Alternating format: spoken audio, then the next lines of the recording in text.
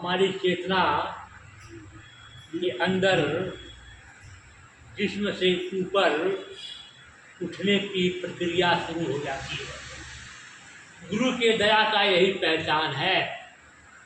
जिस भी मानव शरीर में सत्संग और गुरु की दया के द्वारा दया मिलती है तो उसका इच्छा शक्ति, चाह, आकर्षण, लगन इंद्रियों और विषयों से अलग होने लगती है। और इंद्रियां और विषय यह ऐसा जगह है, इसका कोई अंत नहीं है। और इंद्रियों और विषयों में यह लिपटा हुआ मन आनंद खोजता है। आनंद तो मिलता नहीं, लेकिन इसको क्षणिक सुख मिलता है। और वह क्षणिक सुख मिलने के बाद फिर उस सुख का भोग करते करते उस भोग से भी ये मन का भराव हो जाता है, मन भर जाता है। तो फिर यह मन फिर नए सुख के तलाश में हमेशा रहता है। और यह सिलसिला, ये प्रकृति का स्वभाव है। ये हमेशा से अनादिकाल से होता रहा है, होता रहेगा और आगे अनादिकाल तक यह चलता रहेगा। ये प्रकृति का स्वभाव और ये प्रकृति की व्यवस्था है। इस प्रकृति की व्यवस्था के अंदर, जबकि इस प्रकृति में गुण है, गुण का स्वभाव है, लेकिन चेतनता नाम मात्र की है। लेकिन पूर्ण चेतनता जो है, ये मानव शरीर में पूर्ण चेतनता का आभास होता है। जिस शरीर से यह संपर्क टूट जाता है चेतना का, वह शरीर किसी काम के नहीं रहती है। तब भी यह शरीर 5 तत्वों से बना रहता है, 5 विषयों से बना रहता है, मन चित्त बुद्धि और तीनों गुणों से बना रहता है। लेकिन फिर भी इसमें कोई सक्रियता नहीं होती है। न तीनों गुणों में कोई सक्रियता, न 5 विषयों में कोई सक्रियता, और न मन चित्त बुद्धि के अंदर कोई सक्रियता, और न इंद्रियों में कोई सक्रियता। सब खत्म। इससे यह सिद्ध होता है कि मूल तत्व जो है, चलाने वाला जो है, उसी को जीव भी कहा जाता है, उसी को जीवात्मा भी कहा जाता है, और इसी को शुद्ध आत्मा भी कहा जाता है। और अंतोगत्वा सबसे हाई पावर की जब स्थिति पैदा होती है तो उसी को परम आत्मा कहा जाता है। यह स्थिति, यह लेवल है अलग अलग पोजीशन की, साधना की। कब यह जीव कहलाता है, कब यह जीवात्मा कहलाती है, कब यह आत्मा बन जाती है, शुद्ध आत्मा हो जाती है, और शुद्ध आत्मा के बाद यह परम आत्मा बन जाती है। इसकी अलग अलग स्टेज है, अलग अलग पहचान है, अलग अलग स्वरूप है। जब तक इस शरीर में, मानव शरीर में, इस चेतना की प्रक्रिया इस जड़ता से, मनो प्रकृति से जुटी रहती है, विषय वासनाओं से, काम क्रोध लोभ 5 तत्वों के स्वभाव से और विषयों से जुटी रहती है, तब तक इतना ही में वह रमण करती है, इतने ही तक रहती है। और इससे आगे इसके अंदर कुछ बोध नहीं होता, अज्ञानता में रहती है, आगे का ज्ञान नहीं जाता है। क्रिया रूप में, अनुभव रूप में, साधना रूप में, तब तक यह जीव कहलाती है। जैसे पशु जानवर 84 लाख योनियों में सब जीव कहलाते हैं, उसी तरह से मानव शरीर में भी अगर संबंध जड़ता से है, प्रकृति तक है, तब वह जीव कहलाता है।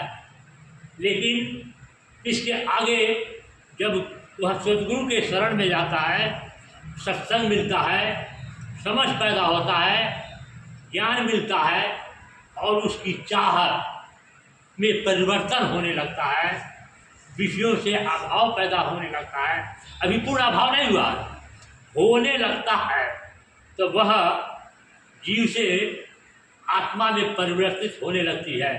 तो अभी परिवर्तन आत्मा में नहीं हुई है, अभी परिवर्तित होने की पोजीशन में चल रही है। जब तक इस पोजीशन में रहती है तब तक जीव आत्मा कहलाती है, क्योंकि जीव अंग से भी संबंध है और आत्मा से भी संबंध है। ये दोनों गति में उसकी स्थिति रहती है। ऐसे पोजीशन में जीव और आत्मा दोनों कहलाती है। लेकिन जिस समय पूरा जीव कहलाने वाला जो क्षेत्र है, जो एरिया है, जिस एरिया में चेतना जाती है और क्रियान्वित करती है, जब उससे उस संपर्क टूट जाता है तो जीव से ऊपर हो जाती, प्रकृति से ऊपर हो जाती है, प्रकृति से ऊपर होती है। वह अपनी इच्छा के अनुसार ये विषयों और वासनाओं में शरीर में जब तक चाहे तब तक रहे, जब न चाहे तब न रहे। जब उसके ऊपर निर्भर हो जाता है तो वह आत्मा कहलाती है। वह आत्मा जो हो जाती है वह मानव शरीर में रहते हुए भी, विषयों में रहते हुए भी, क्योंकि रूप से भी संबंध रहेगा, क्योंकि प्रकृति में है, प्रकृति के अधीन घेरे में है, तो रूप से भी संबंध रहेगा और शब्द से भी संबंध रहेगा, गंध से भी संबंध रहेगा, रस भी संबंध रहेगा, स्पर्श से भी संबंध रहेगा, उस सूक्ष्म 5 विषयों से संबंध रहेगा। इस इंद्रियों के झरोखे के द्वारा, लेकिन उसमें आकर्षण नहीं रहेगा, आकर्षणता खत्म हो जाएगी, तो वह पकड़ेगा नहीं, खींच नहीं पाएगा, इतना बचाव होने लगता। तब वह आत्मा कहलाती है। ये विषय वासना उसको दबा नहीं पाती, पकड़ नहीं पाती, मन के द्वारा मन हावी नहीं हो पाता विषयों पर, वो ज्ञान के तरफ उन्मुख हो जाता है, गुरु के ज्ञान की तरफ जो है उसकी चेतना अंतर्मुख होने लगती, तो अभाव हो जाता। उसके लिए उम्र की कोई ज़रूरी नहीं है, वैसे अभाव तो वैसे ही हो जाएगा। शरीर के द्वारा, इन शरीर झरोखों के द्वारा जो संबंध है वह तो कमी आ ही जाएगी, क्योंकि बुढ़ापा आते आते आँख से भी दिखाई देने कम हो जाएगा, तो रूप का भी संबंध खत्म हो जाएगा। लेकिन जो रूप पहले से अपने ध्यान में, अंतःकरण में, चित्त के अंदर, मन के अंदर, बुद्धि के अंदर जो जगह पहले से बनाया हुआ है, जो आदत बनी हुई है, स्वभाव बना हुआ है, वह सूक्ष्म रूप में वह विषय इस चेतना में, मन के द्वारा, बुद्धि के द्वारा वह बीज रूप में विद्यमान रहता है। ये सारे विषयों का रूप का भी कान से सुनाई नहीं दे रहा, लेकिन फिर भी पहले से वह बीज बन चुका है। दांत टूट गया, सब रस नहीं मिल पाता है, कुछ ही रस मिल पाते हैं, लेकिन फिर भी अनुभव रूप में पहले से वह बीज रूप में अंतःकरण में पड़ा हुआ है।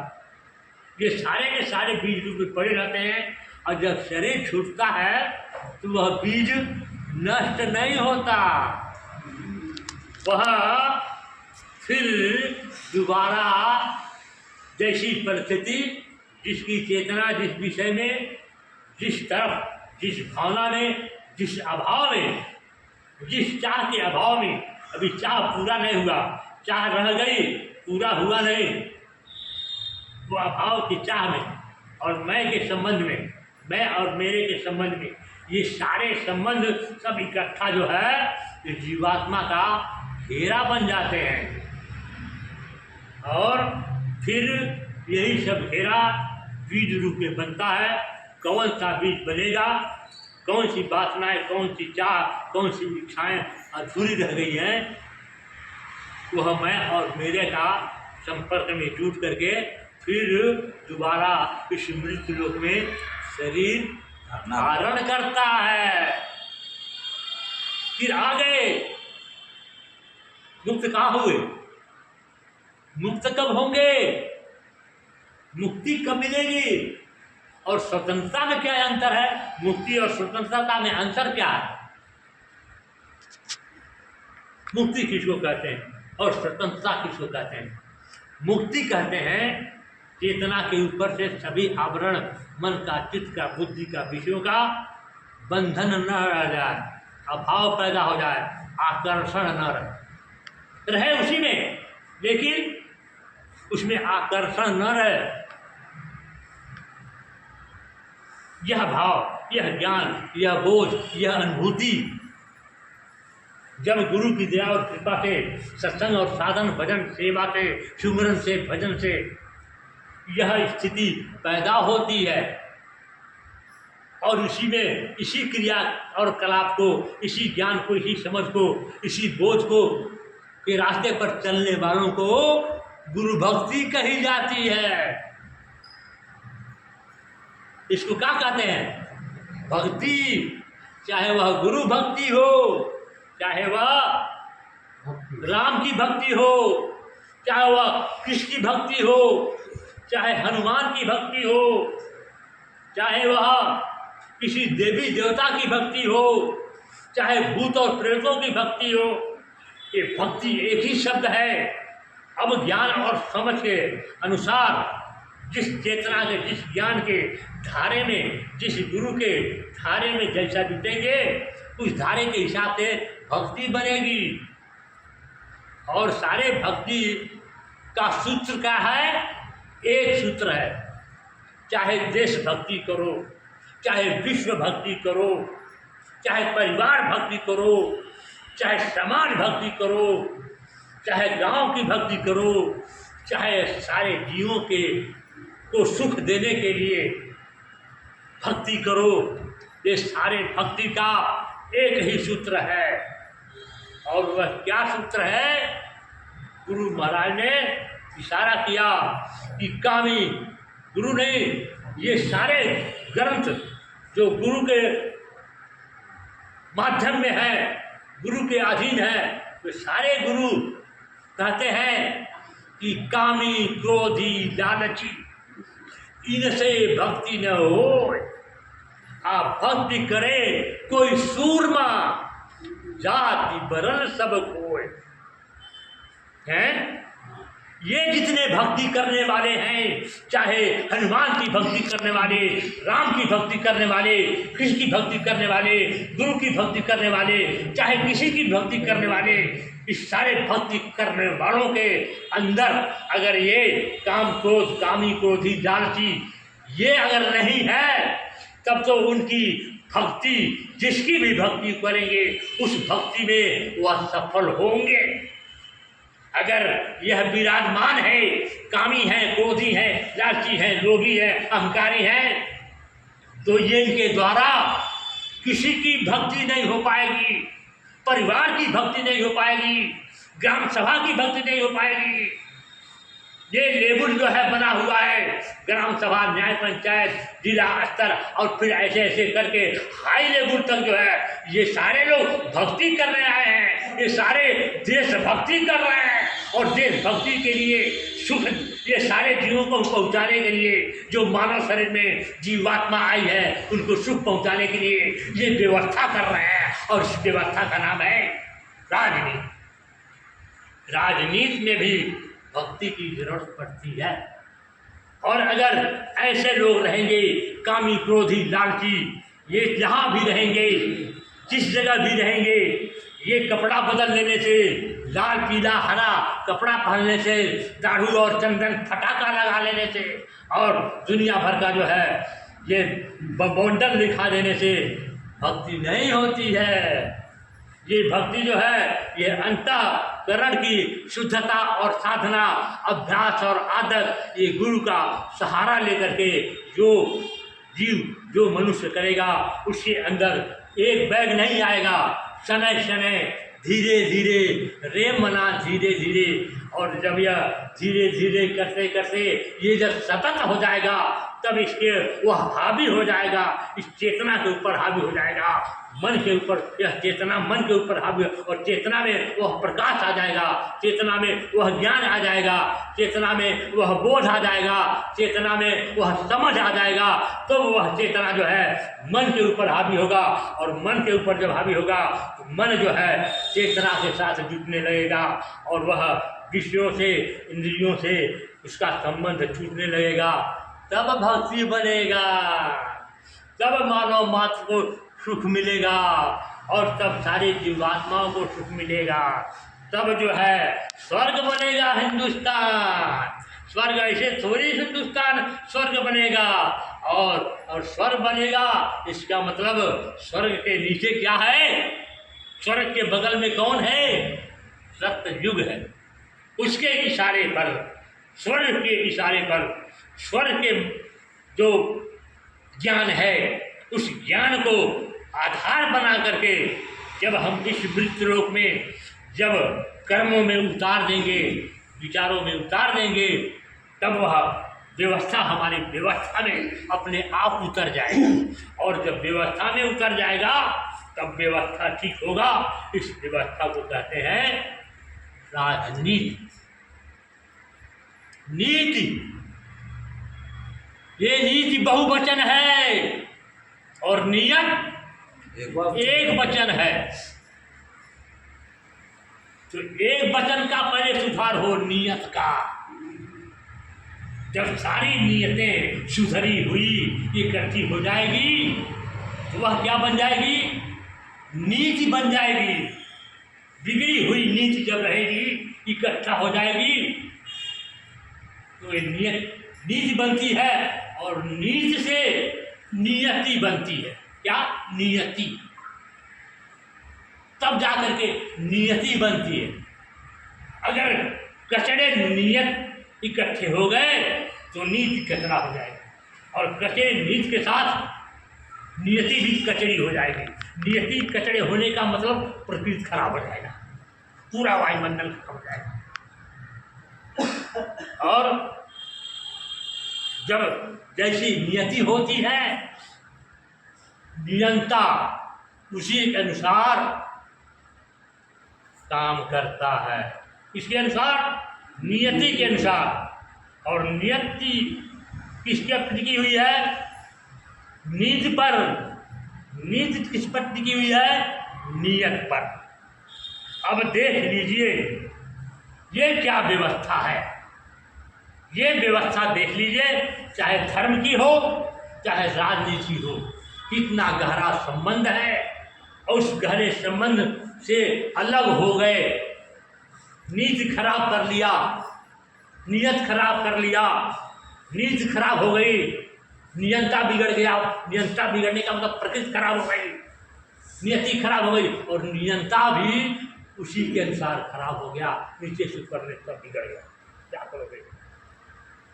ये हालत है हमारे इस मानव समाज की, हमारे इस मानव धर्म की, हमारे इस मानव बोध की, हमारे इस मानव ज्ञान की। और गुरु के मार्ग की अभाव में, गुरु के मार्ग को पकड़े नहीं, गुरु के रास्ते को पकड़े नहीं, गुरु से घृणा करते रहे। आज भी लोग इस ज्ञान को सुनना नहीं चाहते हैं, इस अनुभव को लेना नहीं चाहते हैं, क्योंकि यह ज्ञान, यह अनुभव जो है विषय वासनाओं से अलग करती है, रसों से अलग करती है, और रूप के रसों से अलग करती है। जितना जो है वो रस ले रहे हैं, मन का स्वभाव बना हुआ है, मन के स्वभाव से जब अलग होने हैं तो उनको परेशानी और दुख होता है और बेचैनी होती है। तो कौन दुख और बेचैनी बोलेगा? इसीलिए समाज में जो है इस साधना के, इस रास्ते पर चलने वाले, इस तरह के बोध में आने वाले कोई तैयार नहीं होता। क्यों? इस रास्ते पर चलने के लिए भय पैदा होता है। क्या भय होता है? कि सब छूट जाएगा, ऐसा लगता है, ऐसा लगता है। और ऐसा लगना ही उनके लिए भयभीत होता है, जबकि छूटता कुछ नहीं, छूटता कुछ नहीं है। सिर्फ एक अलगाव ज्ञान में, पकड़ में, समझ में, सोच में, अनुभव में सिर्फ अलगाव हो जाता है, एक अलगाव हो जाता है बस। और वही